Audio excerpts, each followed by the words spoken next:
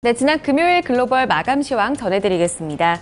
지난 금요일장에서 뉴욕 3대 지수는 큰 폭으로 하락했습니다. 지난주 내내 발목을 잡았던 어닝 시즌, 이에 대한 둔화 우려감과 더불어서 이날은 세계 최대 성장률을 기록하고 있는 중국 경제가 흔들릴 수 있다는 우려감도 함께 반영이 됐고요. 미국의 경제 성장률 둔화 우려감도 지수의 발목을 잡았습니다. 마감가 먼저 확인해 보시죠. 다우지수가 이날 장에서는 0.96%, 1% 가까운 하락폭을 보였습니다. S&P 500 지수가 1% 넘게 밀렸고요. 나스닥 지수 역시 1.12% 밀리면서 5,088포인트 선 거래 마감지였습니다.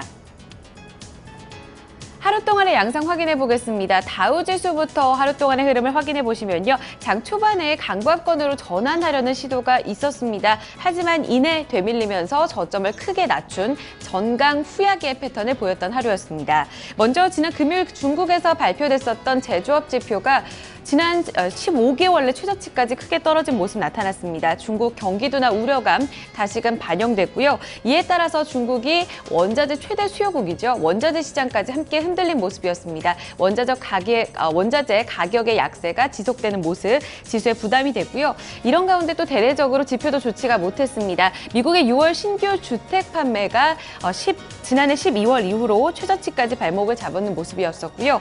또 이번 주에 FOMC 회의를 또 앞두고서 미국의 연방준비제도에서는 기준금리 전망에 대한 관련 보고서가 또 노출이 되기도 했습니다. 여기서 미국 경제 성장률이 둔화될 것이라는 시각 반영되면서 악재로 반영되는 모습이었습니다. 악재가 속속들이 반영이 되면서 반전 없이 저점 구간에서 거래를 마감지었습니다. 0.92% 밀리면서 17,568포인트 선 다우지수 금요일장 마감가 되겠습니다. 주간 단위로는 다우지수 2.86% 하락했습니다. S&P 500 지수 확인해 보시죠. 지난주 금요일 앞서 말씀드린 대로 원자재 가격 약세가 대형주들 발목을 잡는 모습이었습니다. 유가와 금값 함께 밀리는 모습 나타났었고요. 이에 따라 자본재 섹터가 2% 넘는 하락권에서 거래 마감지였습니다. 이 같은 부분은 지수에 부담이 되는 모습이었고요. S&P 500 지수 1.07% 밀리면서 2080선을 하회한 채 거래 마감지였습니다. S&P 500 지수 역시 주간 단위로 2% 넘는 하락권에서 거래 마감지였습니다. 마지막으로 나스닥 지수 확인해 보시죠. 이날 호실적을 기록했던 몇몇 종목들 두드러졌습니다. 아마존과 페이스북, 그리고 스타벅스를 포함해서 몇몇 종목들이 지수의 하단을 지지하기도 했었는데요. 하지만 지난주 내내 발목 잡았던 대형 IT주, 그리고 이날 금요일장에서는 바이오테크 인덱스가 4% 넘게 급락하는 모습 나타났습니다. 이에 따라서 지수에 부담되면서 1.12% 밀린 5,088포인트 선에서 나스닥 종가 마감됐습니다. 주간 단위로 나스닥 지수 2.33%, 역시나 큰 폭의 낙폭을 기록했습니다. 3대 지수 보신 것처럼 주간 단위로 2% 넘는 하락률을 보이고 있습니다. 지난주에 어닝 시즌에 이어서 미국 경제 둔화 우려감도 함께 반영이 되고 있는데요. 자세한 내용들 외신 통해 들어보도록 하겠습니다. 우성문 기자 살펴주시죠. 네, 지난 금요일 뉴욕 증시에 영향 미쳤던 소식들 외신 통해 함께 살펴보겠습니다. 앞서 들으신 것처럼 원자재 가격 하락이 이어지고 있습니다. 특히 그중에서도 금값과 유가, 또 구리 가격이 가장 부진한 모습을 보이고 있는데요. 이에 대해서 월스트리트 저널은 글로벌 경제 성장에 대한 우려감이 짙어지면서 원자재 가격 하락이 이어지고 있다고 분석했습니다. 좀 더 자세히 함께 살펴보시죠. Global growth worries fuel commodities. 현지 시간으로 지난 금요일 월스트리트 저널은 글로벌 경제 성장에 대한 우려감이 커지면서 투자자들이 원자재 시장에서 발을 빠르게 빼고 있다고 보도를 했는데요. 실제로 지난 금요일에 발표됐던 중국의 제조업 활동은 15개월 만에 가장 낮은 수준을 기록하면서 우려감이 증폭되고 있습니다. 중국의 7월 제조업 관리 구매자 지수는 48.2를 기록하면서 위축을 나타내는 50 아래로 떨어졌는데요. 이에 따라 금값과 유가의 하락세가 지속되고 있습니다. 이날 상품 거래소에서 구리와 은 가격 역시 모두 6년 내 최저치로 떨어졌고요. 금 가격은 5년 내 최저치를 기록했고 유가 역시 배럴당 $50 밑에서 거래가 이뤄졌습니다. 특히 구리 가격 같은 경우에는 지난달에만 4.9% 하락하면서 2009년 7월 이후 가장 부진한 모습을 보였는데요. 글로벌 경제 둔화 우려가 지속되면서 원자재에 대한 투자 매력이 떨어지고 있기 때문입니다. 문제는 앞으로의 전망도 어둡다는 것인데요. 선진국과 신흥국 모두 성장률 둔화세가 이어지는 가운데 수요를 늘릴 만한 재료도 없는 상황이기 때문입니다. 실제로 상품선물거래위원회의 자료에 따르면 금융업자들은 국제유가 전망치를 2년 6개월 내 최저치로 하향 조정했습니다. 이와 함께 경제성장의 척도로 여겨지는 구리 가격 역시 2년 내 최저 수준으로 떨어졌는데요. 잭 에이블린 BMO 프라이빗 뱅크 최고 투자 책임자는 원자재에 대해 투자자들이 비관적인 태도를 보이고 있다며 나 역시 투자 포트폴리오에서 원자재를 모두 처분했다라고 전했습니다. 네, 또한 이날에는 뜻밖의 악재로 인해서 미국 경제에 대한 우려감이 더욱더 커졌습니다. 바로 미국 연준이 내부 연구원의 이 기준금리 전망을 실수로 유출한 것인데요. 이 유출된 자료에 따르면 연구원들은 미국 경제에 대해서 다소 비관적으로 전망하고 있는 것으로 나타났습니다. 마켓워치 통해 자세한 소식 함께 살펴보시죠. Here are the staff forecasts that the Fed accidentally leaked.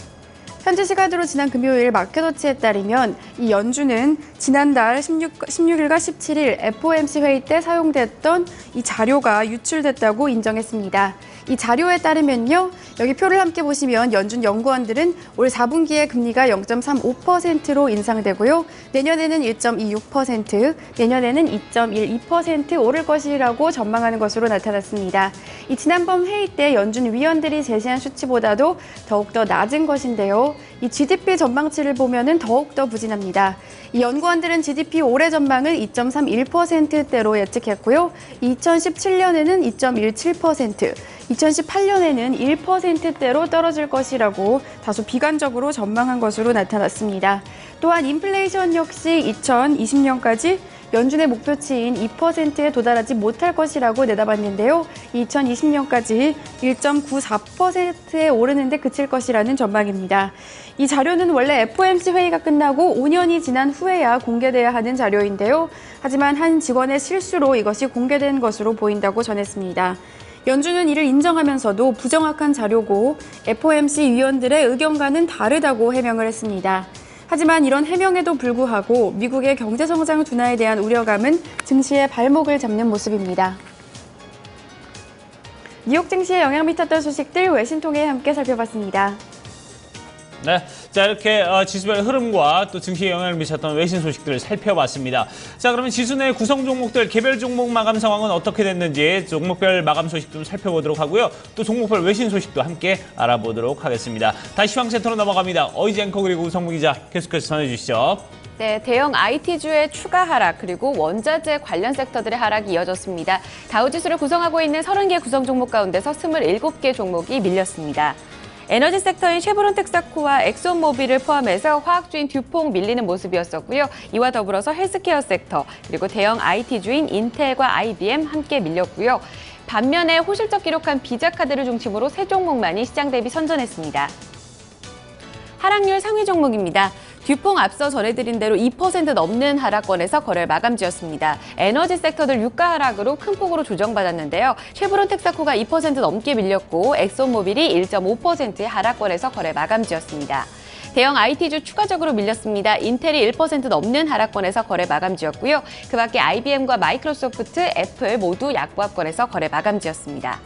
반면에 호실적 기록했습니다. 이날 비자가 4% 넘게 급등 양상 이어가면서 다우지수의 하단을 지지하는 모습이었었고요. 시스코 시스템즈가 1% 넘게 상승했습니다. S&P 500 섹터 내 업종별 흐름 체크해보시죠. 전 섹터에 걸쳐서 대부분 좋지가 못했습니다. 유틸리티 섹터가 이날 강보합권, 그리고 소매 판매 섹터가 보합권에서 등락을 거듭하는 모습이었었고요. 반면에 자본재 섹터가 2% 넘게 밀렸습니다. 바이오 헬스케어 섹터 역시 2.5% 가까운 낙폭을 기록했습니다. 특징주 확인해보시죠. 온라인 전자상거래 업체 아마존 짚고 넘어가 보도록 하겠습니다. 지난 목요일장 마감 후에 호실적을 기록하게 되면서 목요일 이 시간에 전해드린 바 있었는데요. 이날 정규장에서 상당히 투자 심리 좋았습니다. 호실적 기록하게 되면서 주가 급등했고요. 이날 시가총액상으로 유통업계 내에서 월마트를 제치고 아마존이 1위로 올라섰습니다. 정규장에서 9.80% 급등 양상이 이어졌었고요. 연율로 본다면 70% 이상의 급등 양상을 보이고 있습니다. 한 종목 더 보겠습니다. 호실적 기록했던 스타벅스입니다. 커피 전문업체 스타벅스 이번에도 어닝 서프라이즈 기록했습니다. 2분기 순이익이 전년 동기보다 22% 늘어나면서 예상치를 뛰어넘는 모습이었고요. 전보 매출, 고객 모두 늘어나면서 또다시 전 세계적으로 사랑받는 커피 브랜드임을 입증하게 됐습니다. 이에 따라서 52주 신고가 경신하면서 $57.30 선에서 거래 마감지었습니다. 그 밖에 바이오 헬스케어 섹터 내에서는 M&A 소식도 이어졌습니다. 특징주 소식 좀 더 살펴보도록 하죠. 우성분 기자. 네, 종목 주요 소식 외신 통해 함께 살펴보겠습니다. 먼저 인수합병 소식인데요. 미국의 2위 건강보험회사 앤썸이 경쟁사인 시그나를 인수한다고 밝혔습니다. 최근 미국의 보험회사들 사이에서는 인수합병 열풍이 불고 있는데요. 자세한 소식 로이터 통신 통해 함께 살펴보겠습니다. Anthem to buy Cigna creating biggest U.S. health insurer. 현지 시간으로 지난 금요일 로이터 통신에 따르면 앤썸은 시그나를 542억 달러에 인수한다고 발표했습니다. 좀 더 정확한 이 인수 조건을 살펴보시면요. 앤썸은 시그나에 주당 188달러를 지불하게 되는데요. 현재 145달러에서 움직이고 있는 시그나의 주가에 큰 폭의 프리미엄을 얹게 됐습니다. 앤썸이 합병회사의 지분 67%를, 시그나는 합병회사 지분 33%를 가지게 되는데요. 앤썸은 이번 합병을 통해서 연간 1,150억 달러의 매출을 내고 5,300만 명의 고객을 보유해 미국 최대 규모의 보험회사로 재탄생하게 됐습니다. 앤썸과 시그나는 2016년 하반기에 인수거래가 마무리될 것으로 기대하고 있는데요. 다만 이번 거래가 성사되기 위해서는 정부의 승인을 거쳐야 합니다. 최근 미국의 보험업계에서는 인수합병 열풍이 불고 있습니다. 앞서 지난 6일에는 보험회사 에트나가 경쟁사 휴메나를 350억 달러에 인수한다고 해서 눈길을 끌었는데요. 버락 오바마 미국 대통령의 건강보험 개혁 법안인 오바마 케어가 전 국민의 보험 가입을 의무화하면서 보험 시장이 커질 것이라는 기대감이 커지고 있습니다. 따라서 보험회사들은 경쟁에서 살아남기 위해 몸집을 키우는 등 다양한 전략을 짜고 있는 모습인데요. 하지만 이 소식에도 불구하고 부진한 시장 분위기에 앤썸의 주가는 2.71% 내렸고요. 시그나의 주가 역시 5.47% 하락했습니다. 네, 다음은 실적 발표한 기업 살펴보겠습니다. 바로 세계 최대 커피 체인점 스타벅스인데요. 스타벅스가 지난 2분기 어닝 서프라이즈를 기록하면서 뉴욕 증시에서 주가도 좋은 흐름을 보였습니다. 월스트리트 저널 통해 좀 더 자세히 살펴보시죠. Starbucks profit jumps as revenue surges 18%. 현지 시간으로 지난 금요일 월스트리트 저널에 따르면 스타벅스는 지난 분기 글로벌 동일 점포 매출이 전분기 대비 7% 급증했다고 밝혔습니다. 전문가들 예상치였던 6%대를 크게 상회하는 모습이 나왔는데요.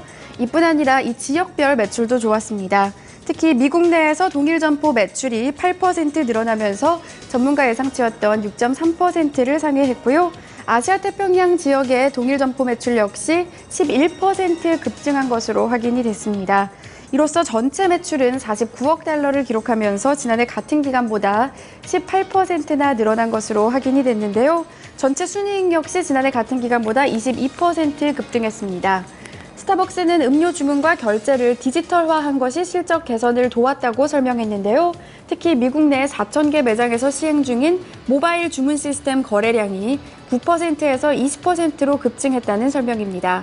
따라서 경영진은 올해 말까지 이 시스템이 가능한 미국 내 매장을 7,400개로 늘리고 해외 점포로도 확대할 것이라고 밝혔습니다.